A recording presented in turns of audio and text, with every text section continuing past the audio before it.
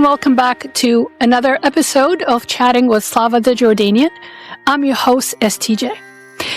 Today, I really wanted to have an intimate conversation with you guys, my listeners, and my audience, my viewers, about some of the stereotype statements that I get to read about, whether on an article or to I see being said around me, especially amongst my patients, that they are, women immigrants here in the United States. And I just wanted to kind of debunk some of this stuff and give you a more of a reality view of exactly what we are all about and what we go through and how we think, and let you be the judge of the whole situation and the stereotype or the attitude, basically. So I'm not gonna defend us. I'm not gonna, be hysterical about it. I'm not gonna be offended by it. I'm just gonna give you the fact I am a live example of a female immigrant that came to the United States in 1988 at age 19. And sorry, I wrote some stuff because I just want to be a little bit accurate with you guys. And escaped, 3 arranged marriages, and start all over, literally on my own with nobody's help except my guardians and, the support of my family, of course. And then I met my husband. So let's start with, what does it take for a female to drop everything that she has and start all over again? Or what does it take for anybody to drop everything that's around them? Their life, their loved ones, everything they know, their career, sell their business, leave their business behind, leave their homes behind, all the memories, and start all over again. What it takes is belief. You have to believe in your vision. You have to believe that what you are leaving everything behind for is worth the sacrifice. If you have a doubt, or if we had a doubt that this life that we created in the new home is not worth what we sacrifice for, I guarantee it. Believe me when I say this, we will never have taken that leap of faith into a new world away from our home world. And I don't want to say it especially as a female, but I want to say that in the case that you are a female, or in the case that that immigrant is a female immigrant, it is a lot harder, because us as a female, and I'm not saying that because I'm a woman, there's an article that I think in 1990 something came out and took a survey of 90 plus women from Eastern Europe and Western Europe to define the traditional gender role expectations. And both sides, the East and the West, they agreed on that women are a lot more nurturing. They're a lot more patient. They're a lot more tactical in the way they manage their life. And that's why it's been bestowed upon us to take care of children. I worked, and as I mentioned before, I worked in daycare for a long time before I embarked into the whole dental show, the dental school, and the whole dental career practice. And my mom was a teacher, math and science teacher in high school, and then she became a principal of a very well-known award-winning kindergarten school that ended up, being developed into a high school. And it was a private school, all-girls school. So I've been around children all my life. I have one sister. My sister's 10 years younger than me. So I was 10 when she was born, and I cared for her because I had to babysit her because my brother, number 5, was born about a year and 4 months after her. So we are entrusted in being so delicate and so nurturing. And I'm sorry, my voice is hoarse because I'm 74% asthmatic, and I live in New England, and it's been so cold, and the air is so dry. Even with humidifiers all around the house, I get this hoarse voice. So I apologize for that. I'm not sick. I'm fine. If you were wondering. So as women, when that study came out and the data came out, they found a surprising agreement from the Eastern Europe women, volunteers that took that study, that took that questionnaire, and the Western European women. Both groups agreed that women are more delicate. They can manage more time. They multitask much, much better. And they can take upon more responsibility and manage everybody's expectations and be competent in a multi-environment. And basically keep it real, keep it cool, keep it balanced. And I believe in that, and I agree with that. I'm not beating down what men are able to do, but that's why we are bestowed on bearing children, having children, nurturing for children. This is statistics, guys. This is data, and that's what the study is. And if any of you is interested, I'll be very happy to put the article link in the description below. So what does it take to leave everything behind and embark on the new world? Takes a lot of courage, takes a lot of faith, takes a lot of patience, takes a lot of strength, takes a lot of compassion for everybody and anybody that crosses your path, whether to help you in your journey or create some kind of mayhem or enters your life in a certain relationship that might hinder or become an obstacle in your path towards your goal and your vision for a better life, or just a different life, or just a life. It doesn't really matter. It takes tolerance. You have to have a very high level of tolerance. Because to me, if you're not tolerant, you're not flexible. If you're not flexible, then you'll have the attitude of my way or the highway. And unfortunately, for any change in the human being world, physical, mental, environmental, circumstantial, transactional change, transformative change, you have to be flexible. If you're not flexible, I'm telling you right now, do not leave your house. Do not leave your home world.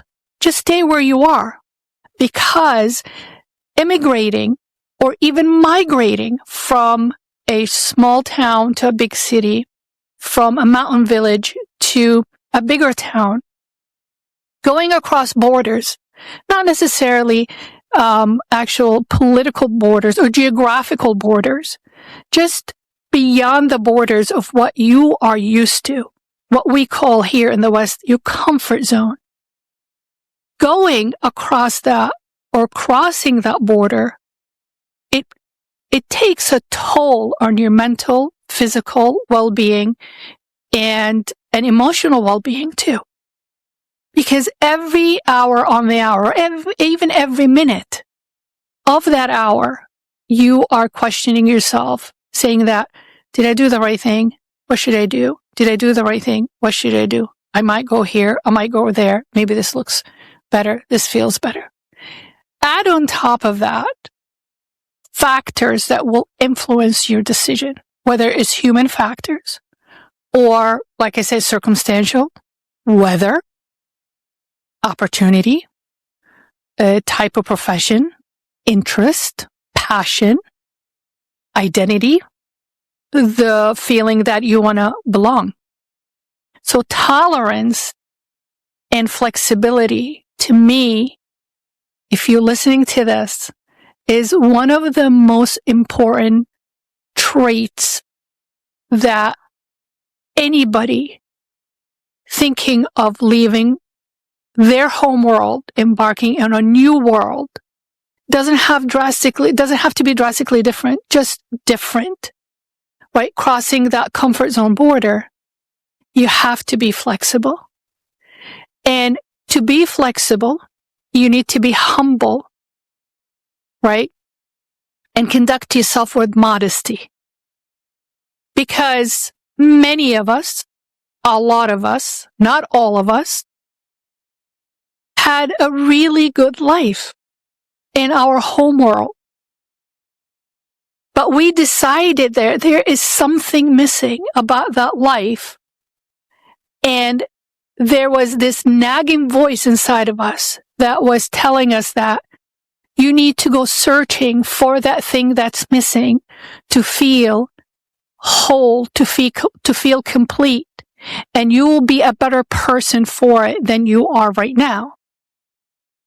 Now, thinking that way, being in this comfort zone, very comfortable, especially in my case, it was almost insanity to think that there is something better than what I have right now. Stay with us. We'll be right back.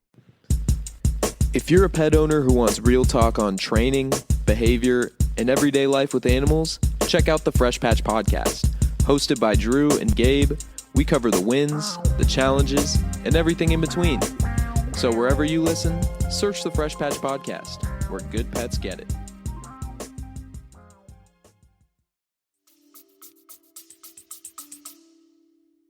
And the only way that I would ever find out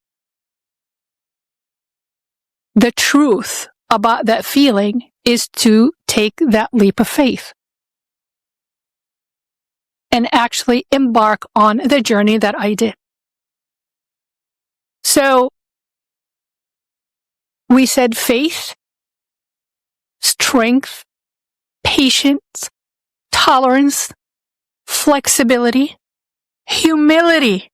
You're nobody special. You're special to your family and you're special to your home world because you had occupied a place in that geographic space we call our home world, within your culture, within your neighborhood, within your community, within your country, speaking the same language, eating the same food, thinking almost the same way, having the same customs, the traditions, the holidays, the way you speak to your body language, your phrases, right? It's all the same. And then you pull yourself out of that and go through what we call the identity crisis. The feeling of I want to belong in the same way that I was belonging before, which is impossible in my home world. Because you feel like you are not in the same space, just like you're not in the same body. It's almost like you just shed the body, you go from one body to another. You have to act different. You have to speak a different language. You have to learn the body language. I can deliver a message in Arabic and translate it in English. It will be received completely different in Arabic than English or English than Arabic. It's the same phrase. I would answer the same question. One in Arabic, one in English. My body language, I'm multicultural. My body language is a little bit different. So I switch the hats depending on who's in front of me and depending on the language that I need to answer the question with. So I have to be very careful, like my brain has to go into these compartments and analyze first, who am I talking to? And how should I answer that question in order for my answer to be received and for me to be perceived in a acceptable way. So a lot of the people out there don't realize what also as immigrants, our brain and our mind has to go through sort of a special type of assimilation, not only cultural, societal assimilation, it's mental and emotional assimilation into the new world. And that takes a lot of strength. And that takes a lot of confidence. And that takes a lot of patience. And that takes a lot of faith. Because if you don't believe that you are able to simulate, whether you have expected to simulate emotionally and mentally in the new world, but if you don't believe that you are capable and you are able and you are going to anticipate the need to simulate in the new world, don't even try it. Don't even try to pluck yourself out of your home world into the new world. It's going to be very difficult, almost impossible to achieve. But you have to have faith.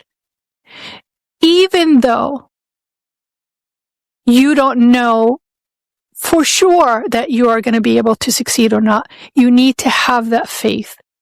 And that faith, tolerance, passion, patience for your vision is what you pack with you together. All of that together in what I call the emotional backpack that we all pack. We don't care about the clothes. We don't care the money because we're going to find a job, whatever, which is fine. We don't care about the relationship. We don't care. And when the tough gets going, you are constantly pulling out of that emotional backpack the tools that you need to, cultivate that new world and assimilate in the new society. So one of the stereotypes that I was reading about actually is that immigrant women, especially in the United States, and I'm going to read it out because I want to get it right. They are too domestic as caregiver roles, limited to jobs like nannies, housekeepers, or factory workers, assuming they only do this type of work. Now, I just Googled this, and that is mind-boggling, that the notion of that's what we are only good for. Factory workers, nanny, housekeeping. And that is so wrong in so many different levels. So here am I, a 19-year-old. When I read this is what I thought about. I'm a 19-year-old female that was born and raised in Saudi Arabia, and I plucked myself out of this very cushiony, comfortable life because I just want to create my own life. I had a faith. I believed in myself that I can create a life that will actually suit me or suits me rather than inherit a life that my parents built for themselves. It's not my life. It's their life. But that's just me. That's my mindset. So I had to master that mindset. And it started in high school. I have no idea what triggered that. And I have no idea what made me think that way. I remember had a really tough time in school, in high school, and I couldn't fight the nagging feeling that I don't belong here, I belong somewhere else. Anyways, so for me, when I read this, and thinking that as a 19-year-old coming to the United States, I didn't look traditional. I didn't carry myself in a very traditional way. I didn't carry myself. I spoke back then I spoke 4 languages: German, English, Arabic, and French. And not fluently, but I can manage. And travel the world, very cultured, attended opera by age 4 in all the royal palaces in Vienna and Paris and London and all that. So my parents were a huge classical music and opera and art and culture, have toured most of the European museums in Austria, France, England, Italy, Germany since I was 6 and 7 years old. So I didn't carry myself in a very traditional way to be stereotyped. But the majority, I'm not saying I was stereotyped that way, but it's shocking for me. I've been here about 38 years in the United States. For me to read that this is still the perception of what female immigrant are only good for. That's sad. That's sad for humanity. And it's sad that we still stereotype this. So now I'm thinking back, reflecting, that when I was walking in the streets of Cleveland, Ohio, when I was at Case Western, going to a store, picking up water, picking up snacks, whatever, going to eat somewhere, that the society looked at me as that's all what I'm good for. I'm not minimizing or belittling those professions at all. But that should not be it. Yes, we are probably good at that and good at other stuff, but that can't be just it. That is so limiting. Not only is a stereotype, but it's such a limiting mindset towards the female immigrants in the United States. It blew my mind. The other one that is also very interesting: unwilling, unable to simulate, accused of not learning English, refusing to integrate, or clinging to foreign customs like wearing veils for some of us. And you know what? I just sometimes laugh at these things because it's not funny. It's really sad. It's really sad that we still look at people or see people that way. Let me go through the really quick in regards of the whole veil thing. It's a culture. Nuns wear head cover. Indian Buddhists wear head cover. Through ancient civilizations, Roman women and Greek women during the Roman Empire, during the Greek time, they wore head cover when they went outside. So it's a cultural thing, it's a custom thing, it's a style thing. But just because they are wearing a cover, it doesn't mean they are not willing to learn English or not willing to simulate. The reason why it could be, that's one of the reasons why, that it might be that it is the perception. And I hate to say it, and it happens here in the United States, which something that I want to make an episode about it, which is the intimate partner violence among the female immigrant women in the United States, which is a huge, huge challenge and a huge problem in this country. Part of it is because some of these women, the immigrant men, they go back home and they marry their own, right? And some of these women are uneducated.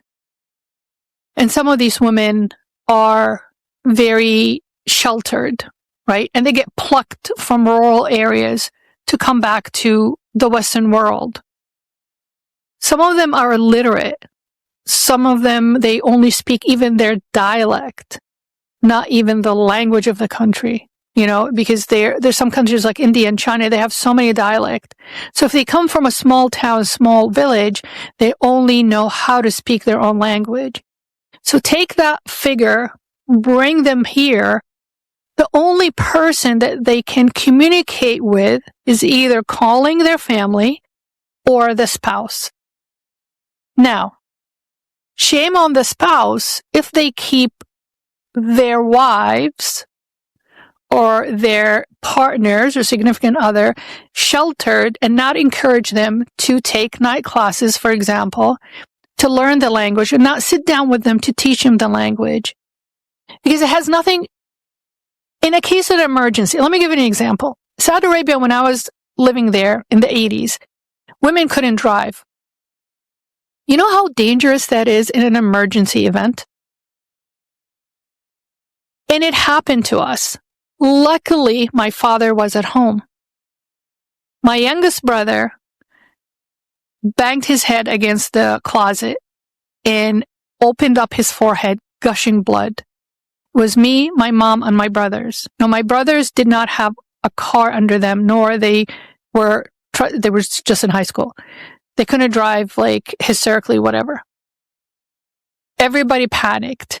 Luckily, my dad just finished dinner with one of his friends downstairs on the first floor, and he was just saying goodbye to him. If my dad was traveling, and I think the chauffeur or the driver that we had, because we had to have a driver, and don't judge me because everybody said, oh, you had a driver, must be nice.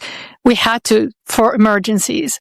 But I think my dad gave him the night off, because he knew he was there. So I rushed downstairs like, Dad, we got to go to emergency room. My brother, who was the youngest brother, he was 5. He was completely covered. It looks like a horror movie, drenched in blood. So I had my hand on his forehead, and we rushed to the hospital. I soaked I had a white t-shirt and denim. I lived in that. And my dad took us to the hospital. We did the things, stitch him, whatever, came home. And all I can think of on the drive home in the middle of the night is what if my dad wasn't there? I can't drive. I don't know how to drive. Even if I knew how to drive, it was against the law to drive. So it's not only beneficial for that immigrant spouse to learn English to express that there is an emergency situation. That alone is huge. Right? Because as an immigrant, you come to this country, you work very hard, you pay your taxes in order to take benefits of public services. If you don't know how to speak the language, how are you going to ask for help? How are you going to describe what's going on? And that taps on into the intimate partner violence issue here, because if they can't speak the language to express that something's wrong, go next door, knock on your neighbor's door and say, hey, I have been traumatized, or I have been violated, I have been hurt, I have been injured, and I need help. That's number one. Number two, if you don't speak the language because you were not allowed to learn the language, then you won't be able to understand your rights. Because if you're walking in the streets and there is a flyer saying that, take this number if you need help, and in your house you're being abused or violated, but you can't read the flyer in English, then you don't know that there's help, right? So not learning the language is a huge disadvantage of these women coming to the United States or just coming to the new world. So the stereotype is they can't simulate and they refuse to learn the language. But I would argue that it's not because they don't want to learn the language. Some of them, according to some of the articles I read about this, is they are scared to learn the language because if their spouse or the husbands find out that they speak the language or they know the language, then they can tell on them because they are living in an unfortunate circumstances or some kind of a situation. This might this is too dark for you, please don't watch the episode. Just skip it. But it's really, really important. So for society to just judge those women that they decline to simulate because they don't want to learn the language, how do you know they don't speak English? Maybe they're acting they don't speak English to make sure that that spouse that's threatening them or abusing them or hurting them can't know they can speak the language. Because if they know that, then sometimes they'll send them back home, separating them from their kids, take their kids away. There's so many things. And it has nothing to do whether you're educated or not. It has nothing to do whether you're rich or poor. I've seen so many of these cases in Saudi Arabia, Saudis going through it, and they can't do anything about it because the way they have them held up and tied up is so many different. I'm not going to go into it. Maybe another episode. But I've seen a lot of cases, and my family got involved in these cases. And I wrote about, I think, one story on Instagram under the Slava accounts that you guys can refer to, how my mom helped that young pregnant mom to get rid of her husband. And she was our neighbor. And that's in that country. And she's a Saudi. And everybody spoke Arabic. It's not a language barrier. It's not she didn't want to be assimilated in the community in our neighborhood because she got transferred from the south of Saudi to the northwest of Saudi where we lived in Jeddah. It's because of her husband locks her up pregnant with her son. And her son happens to run away because he wanted to play and ran across the street and came to our house. And we found out my younger brother was playing with him. My mom's like, who's that kid? And that's where it started. If you guys want me, I can do an episode about it. It's a wild story.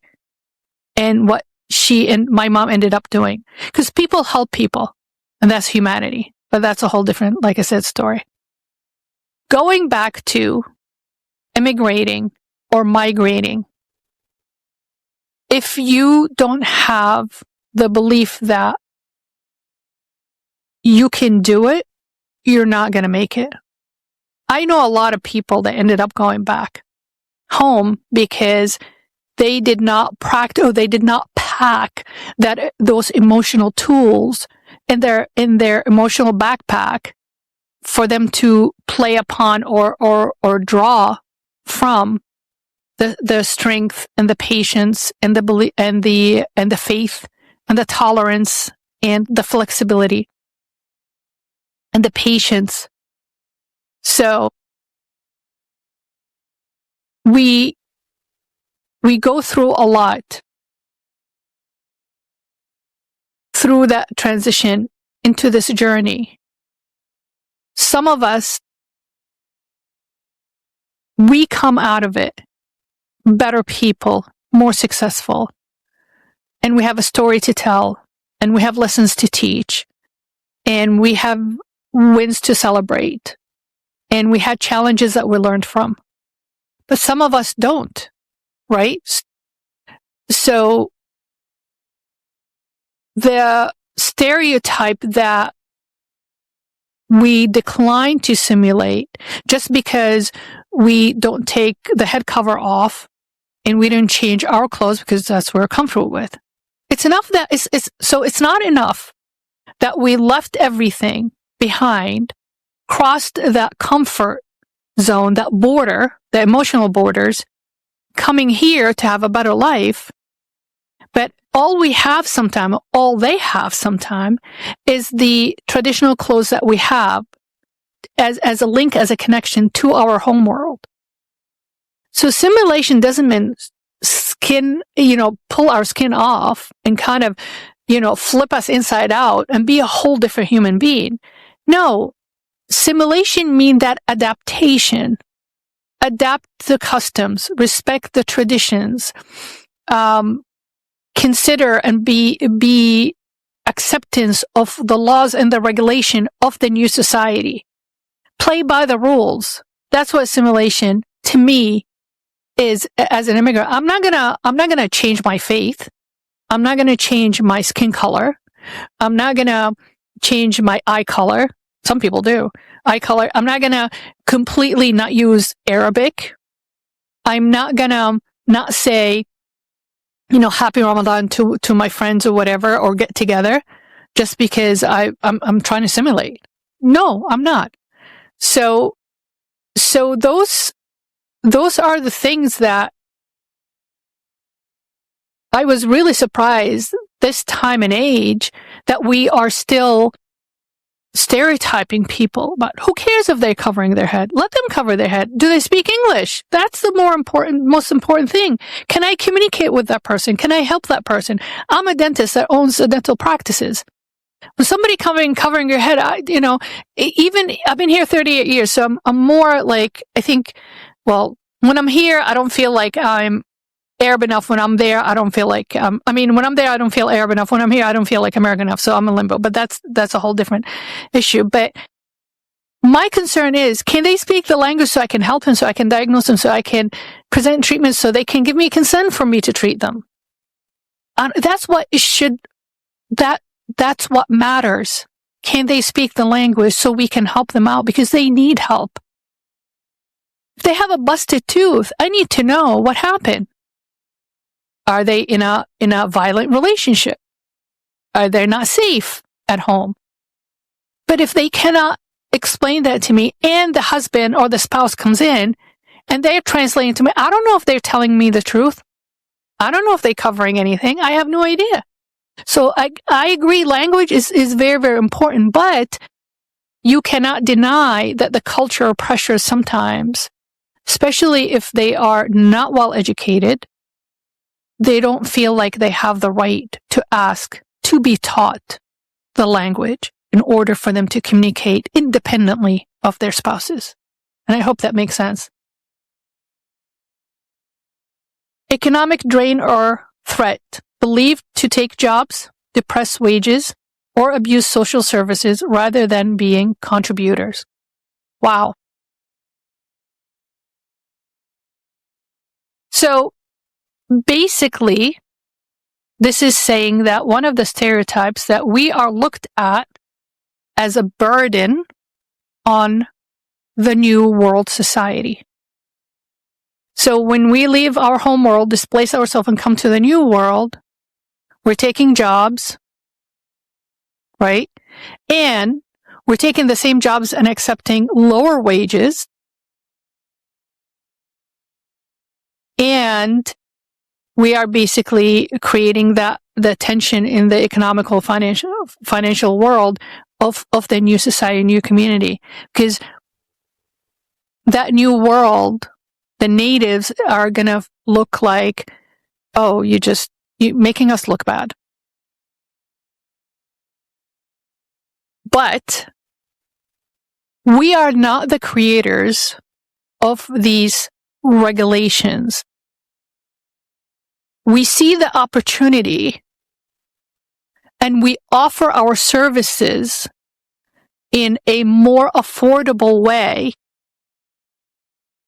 We ask, and the society agrees, and the new society receives it. Sure, I'll pay you less. You do the service, I'll pay you less. Nobody twisted the arm of the society to accept that. But accepting that will actually create opportunities for us in order to survive and thrive in the new world. So it's mind-boggling. Every time I think about it, I don't get it. I don't get it. So put it this way. If somebody knocks on your door at home, you open the door and you welcome that person in. And that person said, I need shelter and I need food and I need a job. Sure, come on in. But you have to earn your keep. I'll give you this, I'll give you this, I'll give you that. You're my guest here, but you have to do the job. Fine. But I'll do the jobs a lot less, a lot cheaper, and a lot quicker. And I can do multi-jobs, and I can finish them very fast. Fine. You work, you pay part of the rent, you contribute, you earn your keep, and I'll allow you to stay in that house, right? It's a partnership, right? You're going in with a partnership within that house to live, to thrive, to be protected, to feel safe, to earn money, to feed your family, right? But if somebody knocks on your door and you say, no, I don't want it, just go away. Then, okay, you say go away, but don't allow and agree for that person and welcome that person in, find them a job, take part of the money, which is our taxes, and they said, no, you can't do that. You can't reduce your wages. I am going to tell you how much you should charge for that job that you're doing. Otherwise, you can't stay here. Or other members of the family of the same household complain about, why did you let this person in? Now I look bad because I don't want to work really hard, but these guys are working harder. Forget about immigrants. What if you have a family of 5 kids? 3 of the kids are working really hard, contributing to the household, and 2 of the other kids are not working that hard. Same family, same blood, same parents. And the other 2 that don't want to work hard, they want it really easy income, easy everything, complain about the other 3, and they talk you into punishing those 3, making it harder for them to save, making it harder for them to pay for the tuition, making it harder for them to buy their snacks or their food, making it harder for them to sleep at night. How is that fair, right? Both come from, they're in the same community, which is your home. Both groups of kids has the right to survive or to actually exist in that household. But you're telling one group, these rules don't apply to you. Yeah, these rules apply to you. That's how we create stereotype, right? Because stereotype is created by when you have a differential treatment, one group than the other. You're okay, but you're not okay. Yeah, you're allowed, you're not allowed. Then you become what? Segregated, polarized, right? Now, you start building resentment and you start creating conflict, right? So managing our expectations as immigrants coming from our home world into the new world, we spend the majority of our time managing our expectations. And trust me, we don't expect much. We really, really don't. Because we know that, especially if you're leaving that life in your home world, we know that nobody's going to give us a break. Not like our family. Nobody's going to be tolerant, not like our family. Nobody is going to allow us get our way, not like our family. So we know that. And we know that we are going to we're going to be given the minimal, but expect the most. That's why we high perform or we overperform or we work so hard in order for us to shine and to be acknowledged and to be seen. So I just wanted to go over that for anybody that's out there that believes or thinks or seeing us through the lenses of, oh yeah, it must be nice you guys get over it. No, it's not. It's not easy. It's nice, but we work really hard towards it, but it's not that easy. So I hope you guys enjoy this. I like to do these episodes for you guys to just to have my own thoughts without guests delivered to you to get to know me as a host. And I hope you guys like that. So thank you so much for listening and thank you so much for watching. And we would love your support. So please like, share, and hit the notification bell in order not to miss any episodes, especially if you're watching them on the YouTube channel, the Greenwood Dental Partners. and they're uploaded every single Wednesday on Spotify and Apple Podcast. This is our season 2, and we enjoyed tremendously season 1. And I can't believe we produced about 35 episodes. It was a lot of work, hard work between us and the Mindset Mastery Moment team, which we're so grateful for. But it was a lot of fun. And here we are, we're doing season 2. And please let me know if you can think of any topic, if you can think of any challenges or any questions you can think of. Please put it in the comments below, and I'll be very, very happy to address it, because I want to create these episodes depending on what you would like me to discuss. So thank you so much in advance for your support. I hope to see you next time. This is Slava the Jordanian.